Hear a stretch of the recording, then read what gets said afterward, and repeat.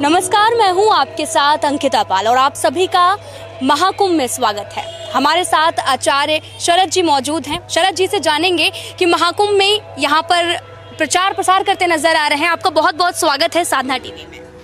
जी, तीर्थराज प्रयाग में आए हुए समस्त साधु संत एवं स्नानार्थियों का बहुत बहुत हार्दिक स्वागत है। भरद्वाज मुनि बसहि प्रयागा, तिनहि राम पद अति अनुरागा। ऐसे तीर्थराज प्रयाग जहाँ गंगा मैया यमुना सरस्वती का मिलन हुआ है, जिसके कारण यह संगम बना, तो प्रयाग की पावन भूमि पर यह प्रयागराज कैसे हुआ? प्रथम याग से यज्ञ, जहाँ ब्रह्मा जी ने देवताओं के कल्याण के लिए प्रथम यज्ञ किया, उस भूमि का नाम प्रयागराज है। अब प्रयागराज 144 वर्ष बाद ये है योग कैसे बना? तो प्रयागराज का जो कुंभ का जो आगाज हुआ, जो कुंभ का प्राकट्य हुआ, वो प्रयाग की भूमि से हुआ। तो यह 12 वर्ष पे आता है 12 वर्ष पे आता है कुंभ। अब ये 12 वर्ष 144 बार हो गया, इसलिए इसका योग बना महाकुंभ। तो ऐसे महाकुंभ में देश विदेश से सब आकर तीर्थराज प्रयाग में गोता लगाकर अपने को धन्य मान रहे हैं। ये गंगा मैया की बड़ी ही कृपा है। यहाँ सब आएं, अमृत स्नान करें और सब निरोगता को प्राप्त करें। जैसा कि आप जानते हैं, जो गंगा मैया है साक्षात दवाई हैं। कौन कह रहा है? मैं अपने मन से नहीं कह रहा हूँ। औषधि जानवी तोयम वैद्यो नारायणो हरि। नारायण रूपी डॉक्टर कहते हैं कि हे धरा पर रहने वाले, जो व्यक्ति गंगा का सेवन करते हैं वो समस्त बीमारियों से मुक्त हो जाते हैं। और यहाँ तो अक्षय बट भगवान है। अक्षय बट भगवान के सामने जो कुछ व्यक्ति धर्म कर पुण्य करेगा उसका अक्षय हो जाएगा। वह पुण्य कभी समाप्त नहीं होता है। उसका पुण्य उसके परिवार में, उसके बच्चों में, उसके घर में, उसके व्यापार में उसका असर दिखाई देता है और चारों तरफ मंगल हो जाता है। क्योंकि जहाँ भगवान की कृपा होती है वहाँ तो संकट अपने आप समाप्त हो जाता है। अब यह महाकुंभ में आए हुए साधु संत का दर्शन मात्र से, मैंने बताया है ना, एक साबुन होता है, दूसरा साधु होता है। तो साबुन बाहर की गंदगी दूर करता है और साधु अंदर की गंदगी दूर करता है। तो तीर्थराज प्रयाग में आओगे, साधु संतों से मिलोगे और उनके मुख से निकली हुई जो यह वाणी है, आप जानते हो, गंगा दिखाई दे रही हैं, यमुना दिखाई दे रही हैं, सरस्वती कब दिखाई देती है? माघ महीना में, जब संत महात्मा कथा करते हैं, मंत्र बोलते हैं, वेद ध्वनि करते हैं, यही सरस्वती जी का प्राकट्य है। तो जो यहाँ आएगा उस सरस्वती का भी दर्शन जरूर पाएगा। यह आचार्य जी, आपने बहुत सुंदर शब्दों में महाकुंभ की व्याख्या की है। तो आचार्य जी, आपसे ये भी जानना चाहेंगे कि जो यहाँ पर मौजूद हैं वो बहुत ज़्यादा अपने आप को भाग्यशाली समझ रहे हैं, और भाग्यशाली कहे भी क्यों ना, क्योंकि इतने 144 सालों के बाद में महाकुंभ लगा है। तो आपसे ये भी जानना चाहेंगे कि यहाँ पर बहुत सारे लोग वायरल भी हो रहे हैं, साधु संत वायरल हो रहे हैं, उन पर आप क्या कहेंगे?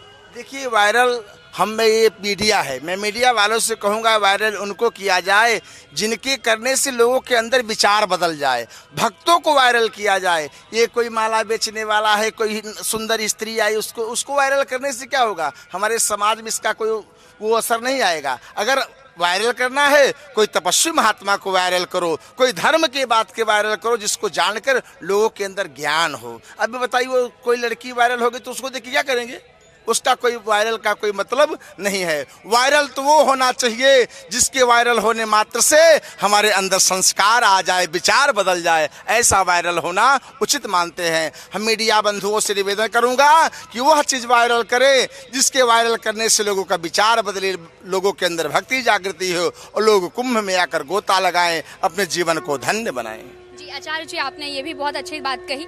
आचार्य जी, आपसे ये भी जानना चाहेंगे कि अगर बात की जाए युवाओं की, पहले जब महाकुंभ लगता था तो बहुत ज़्यादा लोग ऐसे कहते थे कि जब बुजुर्ग वगैरह हो जाएंगे तब तीर्थ पर जाएंगे, लेकिन अब अगर देखा जाए प्रयागराज में तो युवाओं की बड़ी संख्या बढ़ गई है। इस पर क्या कहना है? देखिए, युवा हमारे सनातनी जाग गए हैं। पहले सनातनों के अंदर एक मानसिक बना था कि 50 के बाद भक्ति करेंगे, लेकिन नहीं। हमारे युवा साधु संत जैसे बागेश्वर धाम हुए, बड़े बड़े युवा संत जो हुए वो लोगों को प्रेरणा दे रहे।